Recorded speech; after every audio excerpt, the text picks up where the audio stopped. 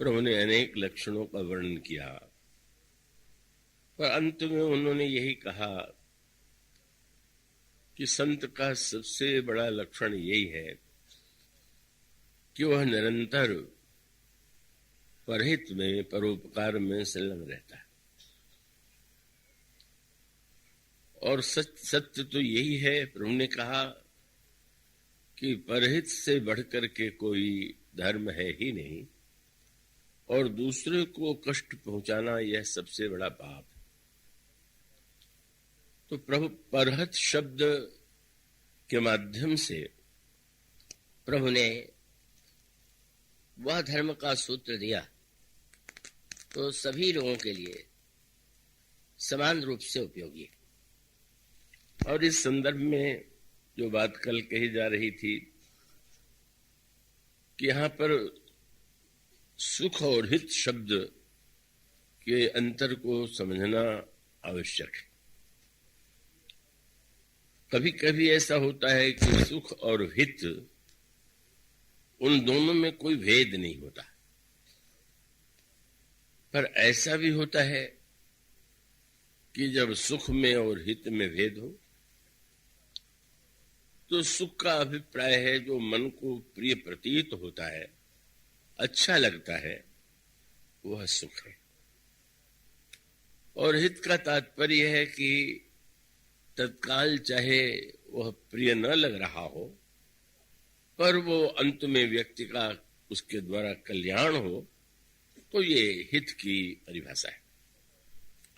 तो वस्तुतः इस दोहे में जो दोनों शब्द हैं, उन दोनों का ही बड़ा, इस चौपाई में जो दोनों शब्द हैं उन दोनों का बड़ा महत्व है। और अयोध्या कांड में इन्हीं दो शब्दों को सामने रख करके इस के जो अनेक अर्थ हैं, तात्पर्य है, उनको व्यक्त करने की चेष्टा की गई। स्व और पर, अपना और पराया, किसे व्यक्ति अपना माने, किसे पराया माने। तो साधारणतया व्यक्ति के अपने और पराये का जो केंद्र है वह शरीर होता है, क्योंकि शरीर का संबंध प्रत्यक्ष दिखाई देता है, तो स्वाभाविक है शरीर के संबंध को महत्व दिया जाता है, और यूं दिए जाने में कोई आपत्ति नहीं। किंतु इस दिए जाने के संदर्भ में सबसे बड़ी समस्या ये है कि जैसे कोई व्यक्ति अपने पुत्र को अपना माने और अपना मान करके उसे शिक्षा देने की चेष्टा करे, उसे आगे बढ़ाने की चेष्टा करे, तो ये एक स्वाभाविक प्रवृत्ति है। किंतु समस्या तो तब आती है कि जब व्यक्ति जिसे पराया मानता है उसके प्रति उसके मन में सहानुभूति नहीं रह जाती, और इसके लिए उचित और अनुचित सभी मार्गों का वह उपयोग करता है। तो कैकेयी जी के संदर्भ में दोनों का आप एक संकेत पाएंगे। कैकेयी जी के जीवन की सबसे बड़ी विडंबना क्या थी? एक विडंबना तो यह थी कि यद्यपि प्रारंभिक उनके व्यवहार से प्रतीत हुआ कि वे राम को अपना मानती, पर ये राम को अपना मानने के पीछे अहंकार की तृप्ति थी। अहंकार की तृप्ति माने भगवान श्री राम कौशल्या जी की अपेक्षा भी उनको अधिक सम्मान देते हैं, उनको अधिक महत्व देते हैं। तो उसके बदले में उनके हृदय में एक भावना उत्पन्न हुई कि जब राम अपनी माता की अपेक्षा मुझे अधिक महत्व देते हैं, तो मुझे भी अपने पुत्र की अपेक्षा कौशल्या जी के पुत्र को अधिक महत्व देना चाहिए। मानो अगर उन्होंने मेरे प्रति ऐसा व्यवहार किया तो बदले में मुझे भी वैसा करना चाहिए। ऐसा मान करके जब कोई व्यक्ति किसी से सद्व्यवहार करेगा तो परिवर्तन भी स्वाभाविक है। वह मंथरा ने कैकेयी जी को यही तो समझाने की चेष्टा किया कि पहले राम आपको अधिक सम्मान देते थे, पर अब जो है वो पूरी तरह बदल गए। और तब बदले में कैकेयी भी यह निर्णय करते हैं कि अगर वे अपनी मां को और स्वयं अपने ही स्वार्थ को महत्व देते हैं तो मैं भी अपने पुत्र को महत्व दूंगी, अपने पुत्र के स्वार्थ को महत्व दूंगी। का उसका मानो महत्वपूर्ण सूत्र यह है कि जिसकी वाणी को उन्होंने प्रामाणिक मान लिया, का वहां हित संदर्भ में भी हित वाक्य हित शब्द के भी महत्व की ओर संकेत प्राप्त होता है। और वो यह है कि देवर्षि नारद के जीवन में सभी विकारों का आगमन हो गया, आया, सारे विकार आ गए, काम, क्रोध, लोभ, मद, मोह, मात्सर्य, सभी कुछ घंटों के लिए या कुछ दिनों के लिए उनके अंतःकरण में दिखाई देते हैं।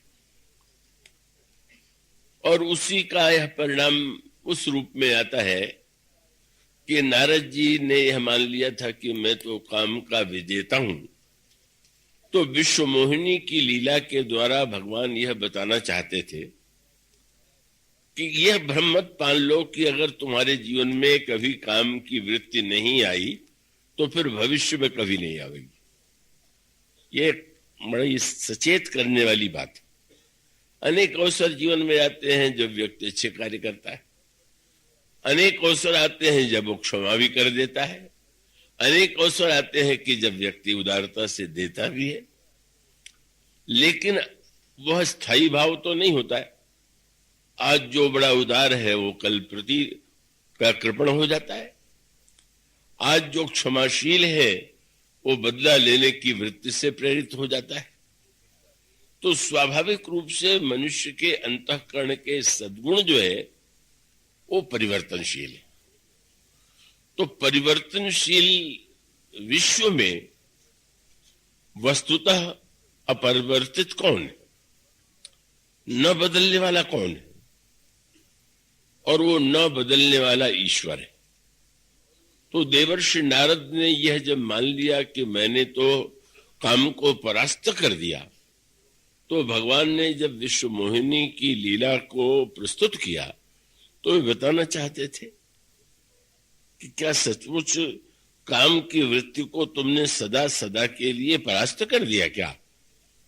और स्पष्ट हो गया कि जब विश्व मोहिनी का हाथ देख करके उनके हृदय में इतनी वासना प्रबल रूप में जागृत हुई कि उन्होंने तो माला आदि छोड़ करके बस यही निर्णय कर लिया कि जप तप कछु न होई यही काला, ये विधि मिले कौन विधि वाला। माने ये तो देखा गया कि कामना की पूर्ति के लिए माला जप करते हैं, पर इनकी तो माला भी छूट गई। जो माला जप करते थे माला छोड़ दिया उन्होंने। तो मानो यह बताने के लिए है कि विकार तो सचमुच दब जाते हैं, वो विनष्ट नहीं हो जाते। इसलिए रामायण में एक पंक्ति बड़े महत्व की है, समझने योग्य है। प्रश्न ये किया गया कि श्री भरत जी जब चित्रकूट से लौट करके आए तो क्या तपस्वी जीवन व्यतीत करने की आवश्यकता थी क्या? बिना तपस्वी जीवन व्यतीत किए भी वे रहते तो भरत तो महान चरित्र वाले। पर गोस्वामी जी ने एक अनोखा वाक्य कहा, और वह अनोखा वाक्य है कि लखन राम सिय कानन बसही और भरत भवन बसी तप तनु कसही। भरत जी तपस्या क्यों कर रहे हैं? तपस्या का उद्देश्य जो है वह कुछ पाना नहीं, उनके हृदय में जीवन में कोई कामना नहीं। पर सूत्र यह है कि जैसे अगर किसी सराफ के पास आप ऐसी धातु लेकर के जाएं, वो देखने में सोने के रंग की है, चमकदार वैसी ही प्रतीत हो रही है, तो उससे देख करके ही सराफ मुग्ध नहीं हो जाता। पहले उसकी वो परख करता है कि सचमुच ये सोना है या दिखाई दे रहा है नकली सोना है या मिलावटी सोना है। और इसकी एक प्रसिद्ध उसकी जो शैली है, उसके पास एक पत्थर होता है जिसको, उस पत्थर पर वो कसौटी उसको कहते हैं, उस कसौटी पर सोने को कस के देखता है। श्री गोस्वामी जी कहते हैं, भरत जी तपस्या की कसौटी पर अपने को कसते रहते। आश्चर्य। शराब जब एक बार कसौटी पर किसी सोने को कसता है तो एक बार करेगा। ये थोड़ी है कि हर आध घंटे के बाद वो देखता रहे कि असली है कि नकली। तो भरत जी 14 वर्ष तक तपस्या की कसौटी पर अपने को कसते जा रहे हैं। इसका अर्थ क्या है कि ये सोना जो है बदलता नहीं, पर मन का सोना कब बदल करके पीतल हो जाएगा, कब कैसा हो जाएगा, कोई ठिकाना नहीं। इसलिए इसको कसते ही रहना चाहिए। ये विश्वास मत कर लीजिए कि अब मन मेरा शुद्ध हो गया, पवित्र हो गया, अब इसमें बुराई नहीं है। इसलिए निरंतर मानो भरत कसते रहते हैं कि कहीं मन में कोई वासना, कोई खोट, कोई आकांक्षा आ तो नहीं गई। तो इसलिए वस्तुतः नारद जी की भूल यही है कि उन्होंने एक क्षण के लिए, कुछ क्षणों के लिए अगर काम की वृत्ति को जीत लिया तो सर्वदा के लिए काम का विजेता मान लिया। और बाद में जब भगवान को उन्होंने उलाहना दिया कि जब मैं विवाह करना चाहता था तब आपने मुझे क्यों नहीं करने दिया, और उलाहना भी तब दिया जब भगवान राम से सीता जी के वियोग में विलाप करते हुए वृक्ष की छाया में बैठे हुए थे। बड़ा अटपटा समय था और प्रश्न करने का अर्थ तो यही है कि आपने स्वयं तो विवाह किया, क्या इतना स्नेह करते हैं कि उनको चारों ओर ढूंढ रहे, तो मैं करना चाहता था तो आपने क्यों नहीं होने दिया। तो भगवान ने उस समय जो वाक्य कहे हैं, लगता है कि वो नारी निंदा के वाक्यों की पराकाष्ठा, पर भगवान का व्यंग मानो यह था कि दो दृष्टियों से विचार करके देखो तो तुम्हें तो इस रूप में मुझे देख करके और शांत हो जाना चाहिए। क्या तुम तो देख रहे हो कि पत्नी के वियोग में कितना कष्ट मैं उठा रहा हूं, तुमने विवाह नहीं किया तो इस कष्ट से तो बच ही गए, तुम्हें रोने की कोई आवश्यकता नहीं। इसलिए रामायण में चौपाई है, कामिन के दीनता दिखाई और धीरन के मन विरति दृढ़ाई। और भगवान मानो मुस्कुराने लगे और उनका संकेत ये था कि नारद, अगर कोई बालक आग में हाथ डालने जा रहा हो, यह बिना समझे कि यह आग है और मां दौड़ करके उसके हाथ को बीच से पकड़ ले, और अग्नि के पास वो इतना हाथ पहुंच चुका है कि बच्चे की अंगुली बचाने में मां का हाथ झुलस गया।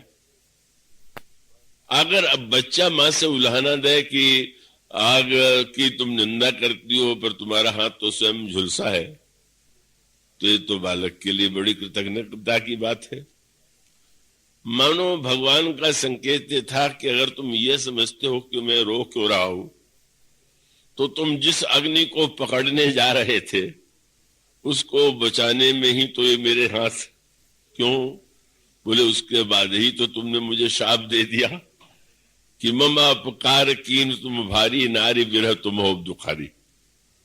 तो मानो मैंने तो तुम्हारी रक्षा के लिए, तुम्हें बचाने के लिए, तात्पर्य है कि हजारों लोग, लाखों लोग विवाह करते हैं, उनको तो आप नहीं बचाते। तो भगवान ने ये कहा कि नारद तुम्हारे लिए विवाह करना बिल्कुल ठीक नहीं था। क्या देखो, लोग तो विवाह करते हैं, पाणी ग्रहण करते हैं, जीवन भर अगर धार्मिक है तो निर्वाह करते हैं, पर तुम्हारा तो विश्व मोहिनी से विवाह नहीं हुआ। केवल तुमने पाणी ग्रहण विवाह की विधि से नहीं, हस्तरेखा देखने के लिए किया, और उसके बाद ही तुम झूठ बोलना शुरू कर दिया तुमने। देखा विश्व मोहिनी कहा तो उसमें लगा कि ये तो कन्या बड़ी अद्भुत है। जो यही बरई अमर सोई होई, समर भूमि ते जीत न कोई, सेवही सकल चराचर जाही, ताही वरई शील निधि कन्या जाही। अब वो लक्षण यद्यपि समझने में भूल हो गई, लक्षण ये नहीं था कि जिस कन्या से इसका विवाह होगा, विवाह के बाद उस पुरुष में गुण आ जाएगा। लक्षण ये था कि जिसमें ये लक्षण हो गए उसी से इस कन्या का विवाह हो। पर उन्होंने माना कि इस कन्या से जो विवाह करेगा उसमें इतने गुण आ जाएंगे। तो नारद जी के विषय में बड़ा प्रसिद्ध था कि बड़े सत्यवादी। नारद वचन सदा सुचि सांचा, पर वो हस्तरेखा देखते ही जब राजा ने पूछा महाराज क्या लक्षण है, तो चिंता हो गई। मैं लक्षण बता दूं और राजा पता नहीं किससे विवाह कर दे, तो इसलिए तुरंत उन्होंने असत्य से ही प्रारंभ किया।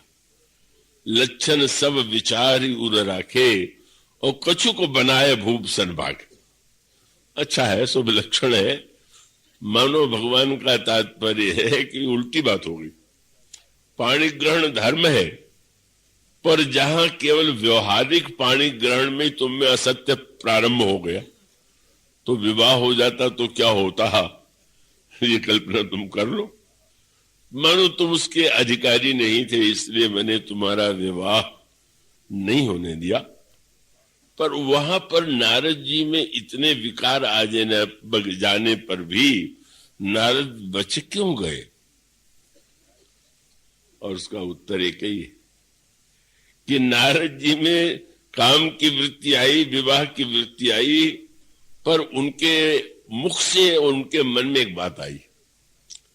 अब सुंदरता की याचना के लिए वे काम के पास भी जा सकते थे, काम भी परम सुंदर है, पर उन्होंने कहा कि नहीं, मैं तो भगवान के पास ही जाऊंगा। क्यों अन्यों से क्यों नहीं मांग लेते?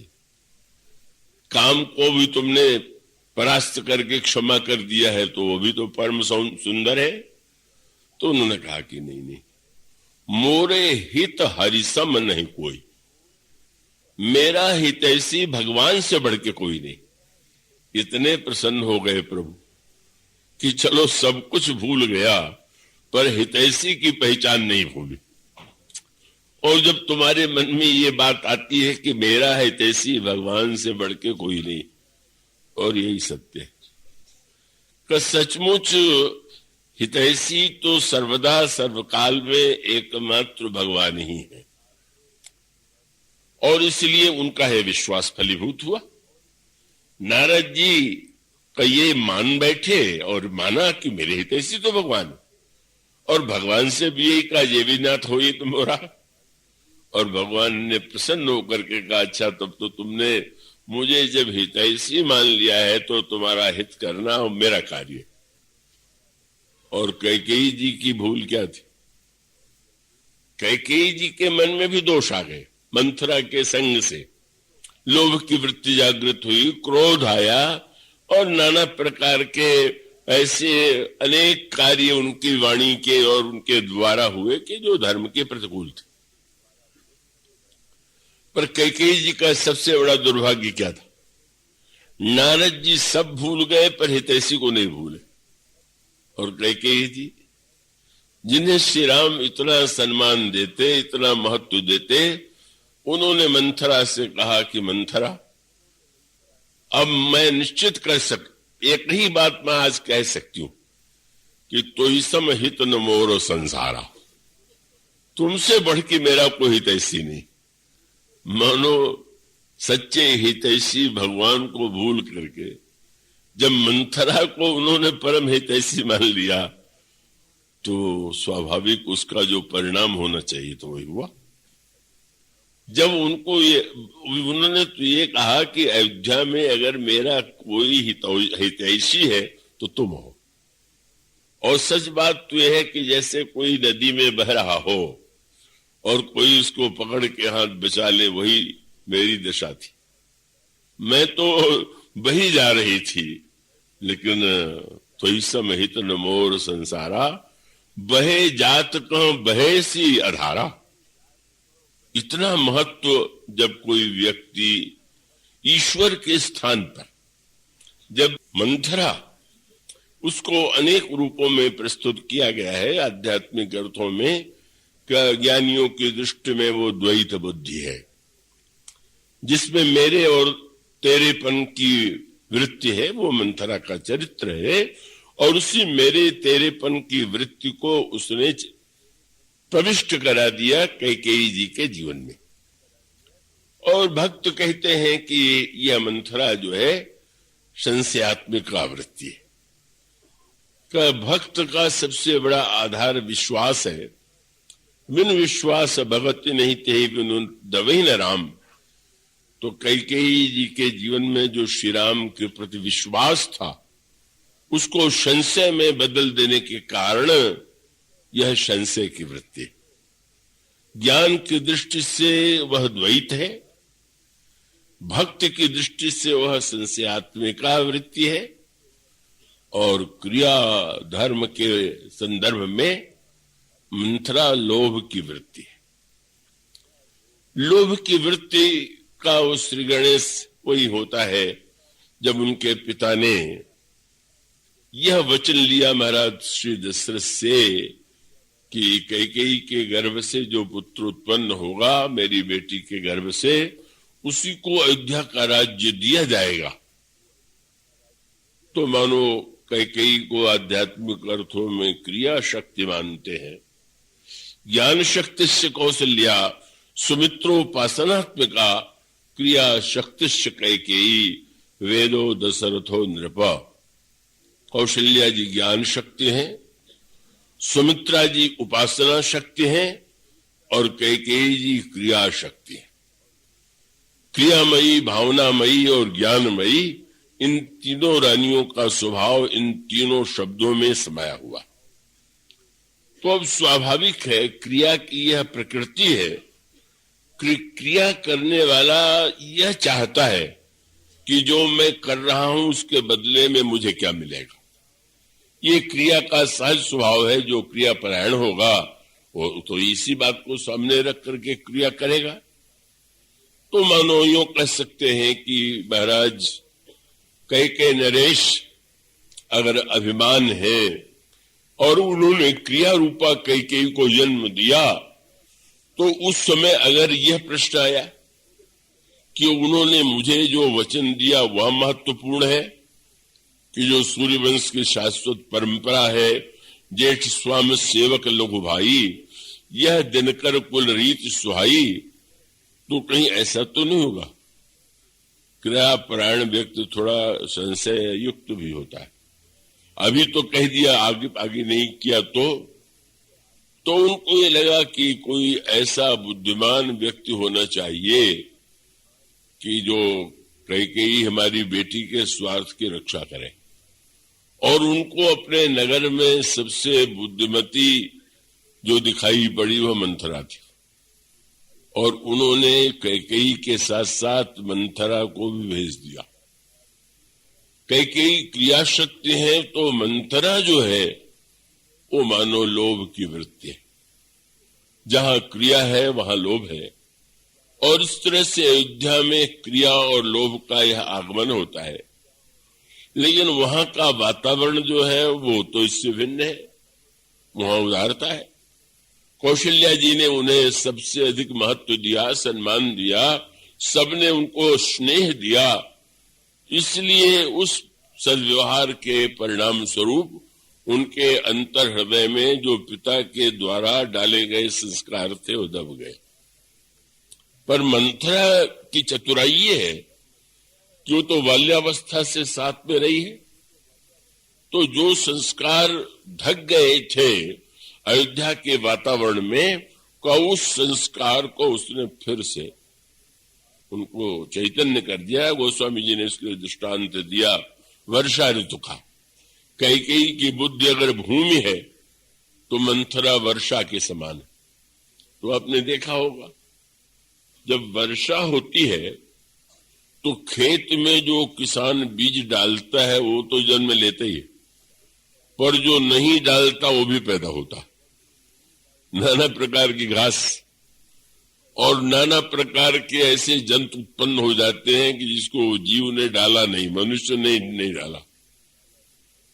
मानो संकेत क्या है? कैकेयी जी के जीवन की समस्या यही है। विपत्ति बीज बरसा ऋतु चेरी, भूई भई कुमति कैकेयी केरी। मानो कैकेयी की बुद्धि में अयोध्या में आकर के सद्विचार जन्म लेते हुए तो स्वाभाविक नहीं था, पर मंथरा के रूप में जब कुसंग की वृत्ति की वर्षा हुई तो जो पहले पड़े हुए जो वस्तुएं पृथ्वी से निकल आती हैं वो भी कहीं भीतर होती हैं तब निकल आती। कोई ये नहीं कि मेढक जब वर्षा के बाद अचानक पैदा हो जाते, वो सब के सब जंतु या जो घास फूस है उसका होता ही है बीज। मानो हमारे आपके अंतःकरण में अच्छे विचार तो बोए जाते हैं, लेकिन बुरे विचार भी उत्पन्न इसलिए हो जाते हैं कि उसके संस्कार पहले से। तो जब सत्संग होता है तो सद्विचार आते हैं, और जब कुसंग का प्रादुर्भाव होता है तो हमारे जीवन में बुरे विचारों का प्रादुर्भाव हो जाता है। तो ये मंथरा जो है या तो लोभ है, या संशयात्मिका वृत्ति है, अथवा द्वैत बुद्धि है, और इन तीनों का स्वरूप उसके व्यवहार में परिलक्षित होता है, और वो उसका संकेत आपके सामने किया गया था। और उसका परिणाम क्या हुआ कि राम राज्य की स्थापना होते होते नहीं हुई।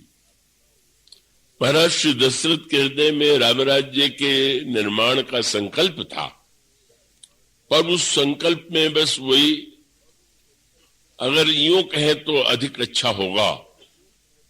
किसी ने मुझसे पूछा रामायण और महाभारत में क्या अंतर है, तो मैंने यही कहा कि भाई रामायण भी महाभारत बन सकती थी, क्योंकि समस्या यहां भी मिलती जुलती थी।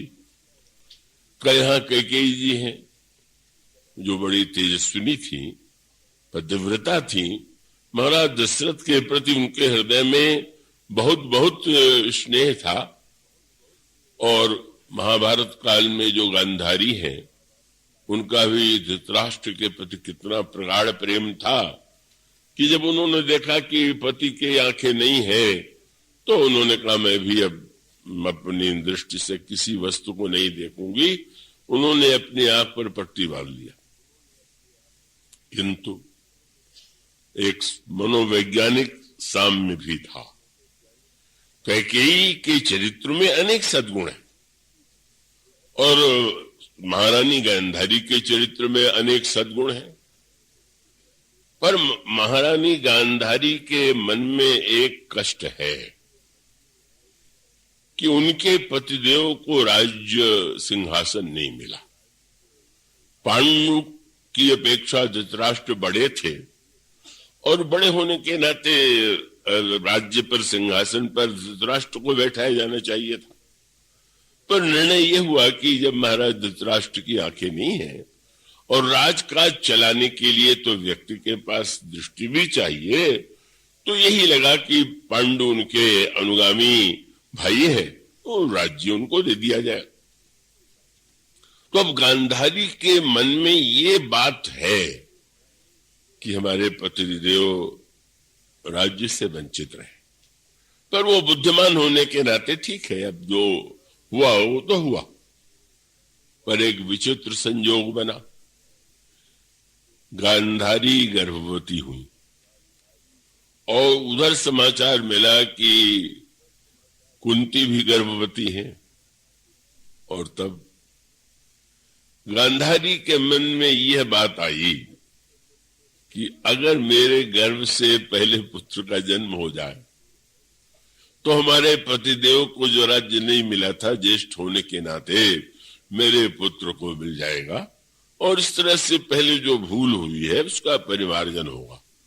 वो सोचने की पद्धति में कोई दोष नहीं था, वो नहीं उन्होंने पुराने के लिए उलाहना दिया। मन में कष्ट है तो है, लेकिन चलो मेरे गर्भ से पुत्र उत्पन्न हो और वो सिंहासन पर बैठ जाए तो हमारे पतिदेव को जो नहीं मिला वो हमारे पुत्र को प्राप्त हो जाए।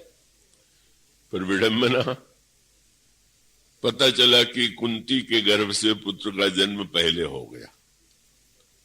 और इसे सुनकर के गांधारी बुद्धिमती गुणमयी होते हुए भी इतना मन में कष्ट हुआ, इतना क्षोभ हुआ, इतनी ईर्ष्या उत्पन्न हुई कि अब ईर्ष्यालु लोग दूसरे पर प्रहार करते हैं, पर गांधारी तो अच्छे गुण वाली महिला थी, उन्होंने मुक्के से अपने पेट पर ही प्रहार किया।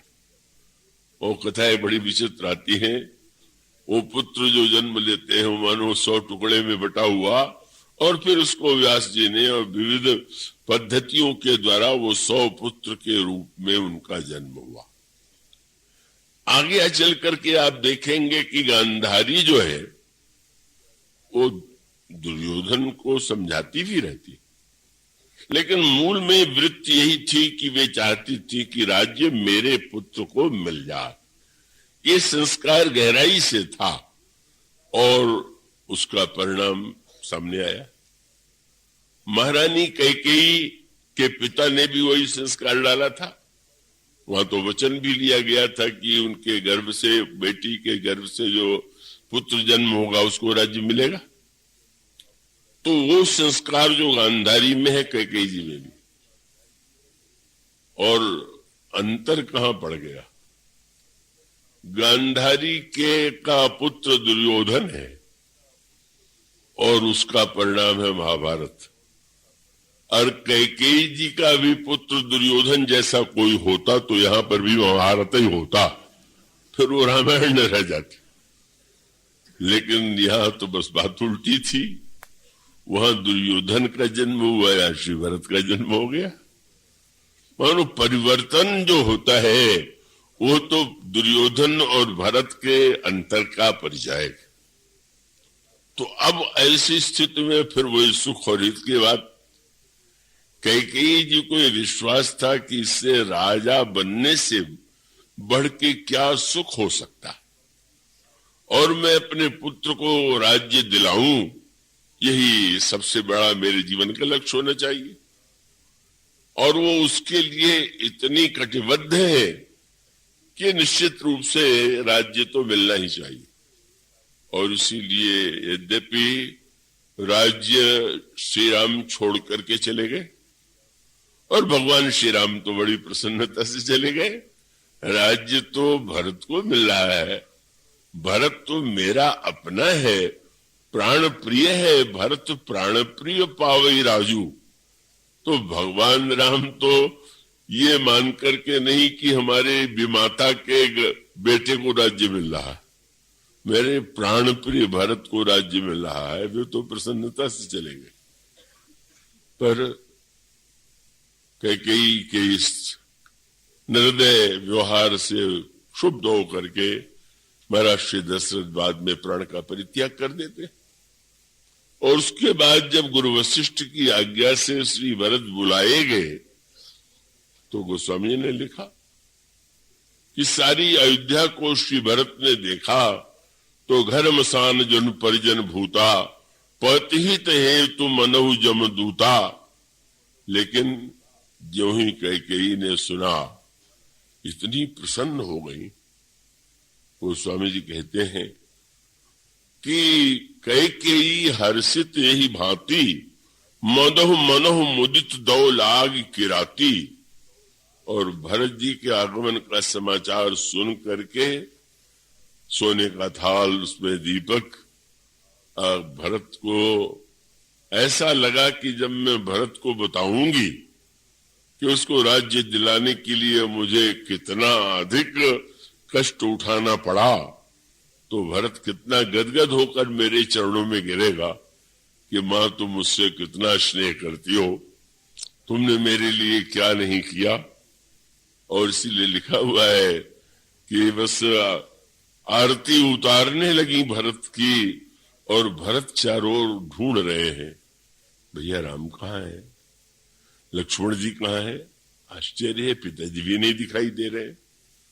और वे पूछते हैं कैकेयी जी से कि कहाँ है, कहाँ कहूं कहाँ तात, कहाँ सब माता, कहाँ प्रिय राम लखन दो भ्राता। कोई नहीं दिखाई दे रहा। और तब मंथरा कैकेयी जी ने जो बात कही, वे अपने पुत्र को सुख देना चाहती हैं और उनकी दृष्टि में राजा होने से बढ़ करके कोई सुख बड़ा है ही नहीं। और विश्वास है कि उन्होंने जो कुछ किया है का वो मैंने उसको सुन के भरत को अवश्य सुख मिलेगा और वो कृतज्ञ होगा।